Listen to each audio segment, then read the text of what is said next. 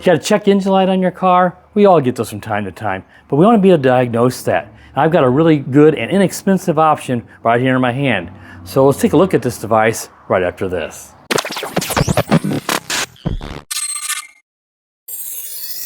Now, if you have a check engine light, of course you're going to want to be able to diagnose this rather than take it to the dealer or dealership.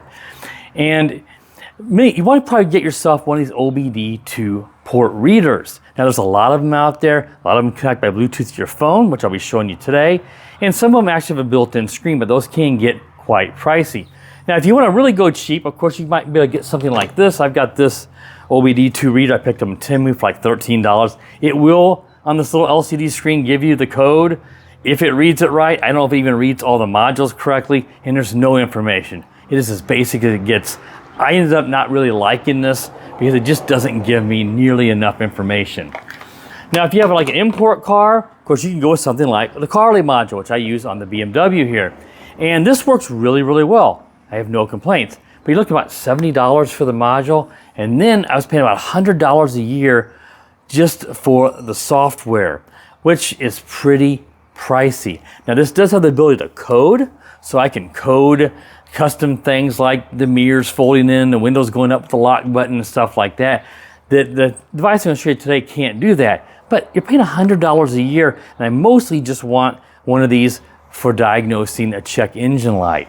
And that's where today's OBD2 reader comes in. And this is the Topdon CarPal. This is about $40, so considerably cheaper, about half the price of the CarPal module, but you only pay $30 a year subscription fee, and the first year is included with this. So you don't have to immediately subscribe to their software. And it will diagnose your car, like your check engine lights. It'll give you a vehicle health report. You get a smog report if you have to deal with silly smog and emissions in your state. It's a performance test. They do a 0 to 60. You'll get your time, give you your stats with your engine. It has live data. We can see, how is your engine running? Is it running rough? What are the RPMs? Your coolant temperature, stuff like that. You can also look at battery information, though I think it only works on the lead acid. A lot of us, of course, now have AGM batteries. We'll look at all of that whenever we open up the software for this device.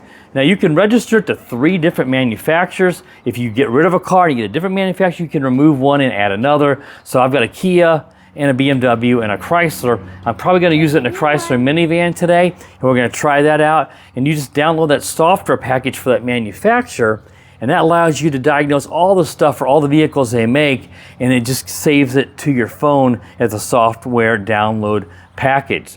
So what I'm going to do is we're going to hook this up to my Chrysler minivan, which I've never diagnosed, and see if we get any kind of codes. There is no check engine light on the van, but we'll look at it and see like what kind of vehicle health report do we get on the van. So let me go and take this over, we'll hook it up to the OBD port, and we'll take a screen recording of the app and let you see how we use that. So I'll be right back. All right, I lied. I said I was going to do this diagnostic in my Chrysler. I'm actually in my BMW. So I've already done this before, so I'm pretty familiar with it, and I have already downloaded the BMW package. So first of all, what you're gonna need to do is download that CarPal app. You can get that from the Android or the Apple Play stores. And I'll put a screenshot from the Android what that app does look like. You can see it here on my screen. Just gonna click on CarPal and it's gonna load up. So the first thing I'll show you is if you go into the Me or the profile, you can see it's got some of my information on device management. You'll see that I have Chrysler and BMW. I can do one more, so I could download the Kia, but I'm not gonna mess with that at the moment. You'll download it. If you're not on Wi-Fi, you'll just use your mobile data to download it, so do keep that in mind. So we're just gonna go back. We'll go back to the home, and this is where you've got all your options. Your vehicle health report, where you can see it gave me a 90. And we'll do it here in a minute so you can see it on the BMW. Engine inspection, your live data, a battery test. HUD is just simply kind of using your phone as a heads-up display. Your maintenance schedule, smog check, and then down the bottom right is your performance test. So first, let's click on the vehicle health report. But when you get to this next screen, this is where you can select all the modules that you want it to check. So if I just click on these, and I think you just have to kind of go through and you can select all of them. And that's what I'm going to do. So I don't see an actual option to tell it to select all, which is a bit odd. I think that's what it's doing. Again, it doesn't exactly tell you in the instructions here. I'm just going to select all of them, make them blue. I'm going to click on scan, and now it's going to scan the vehicle. So it's going to scan all those modules, pull any error codes, and there's a couple on my car, and then give you a vehicle health report. So let's skip forward and I'll show you that. So before it finishes the scan, you can see it's picking up no DTCs, which is just no error codes is found yet.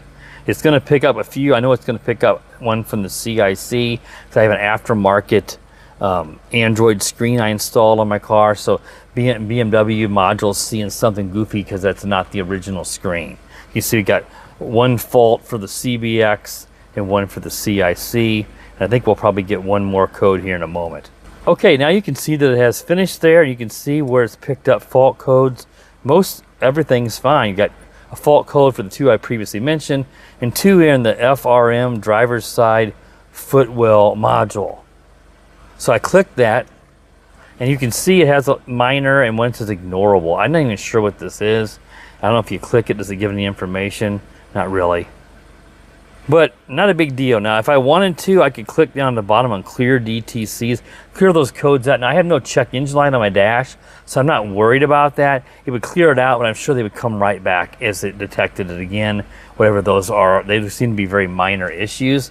But if you had a check engine light, you could click on the clear DTCs, and that will wipe your check engine light out. Especially if you fix something, because sometimes you'll fix something in a car, and the check engine light's still on, and you just want to clear it out, and then the system sees it's no longer present and doesn't re-illuminate the light. Now let's go ahead and go back, and we'll just confirm we're going to leave the scan. Now we could look at live data. We could do that as well, and we could all look at maintenance, smog check. Let's click on the live data.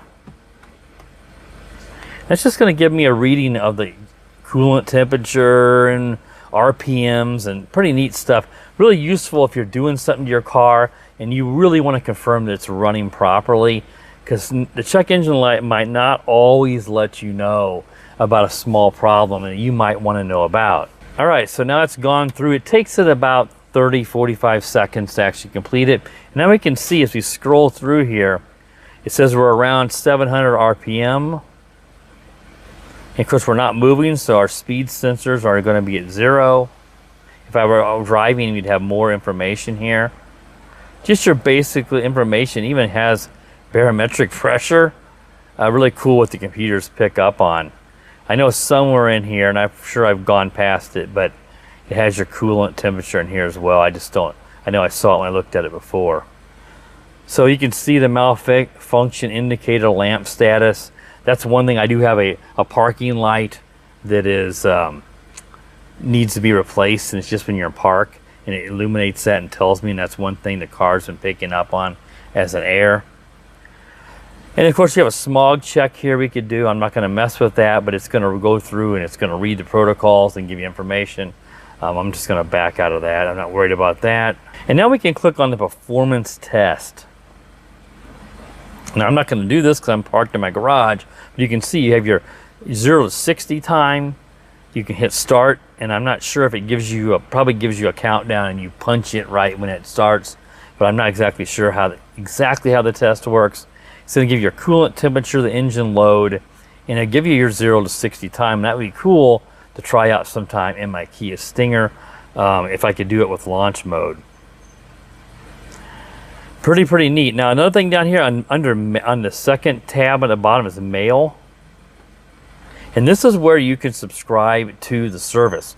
So after a year, if you want to resubscribe, which I'm sure you're going to want to, you can click on the renewal bundle. It's going to come up and tell you it's $29.99, and you can go ahead and buy it that way. Really neat that they integrated in like that so easily, and that it's so affordable. Again, it's a third of the price as I was paying for the CarPal module, and I don't think I'm going to need the CarPal module on BMW. Yeah, it's specifically made for German cars, and if I need a code or I need to like replace the battery, which I just did, then I would need it, because this app with the CarPal will not allow you to code a battery. So I couldn't like replace my battery and tell the ECU that I replaced it.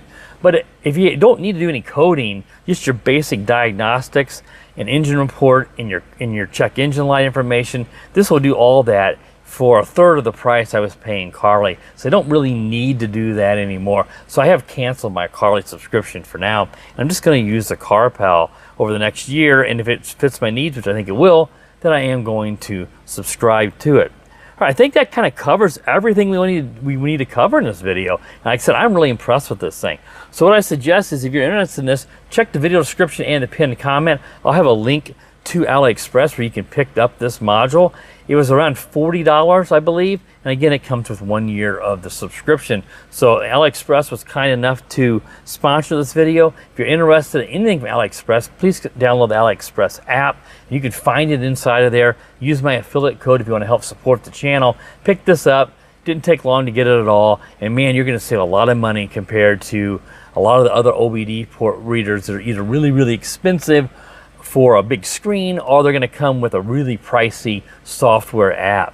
So if you're new to the channel, you like anything from car mods, which more is something I don't do a whole lot of, but from time to time, RC stuff, drones, and tech things, then please consider subscribing to the channel. While you're at it, click that bell that will be notified when I do upload the videos. And as always, guys, have an awesome day.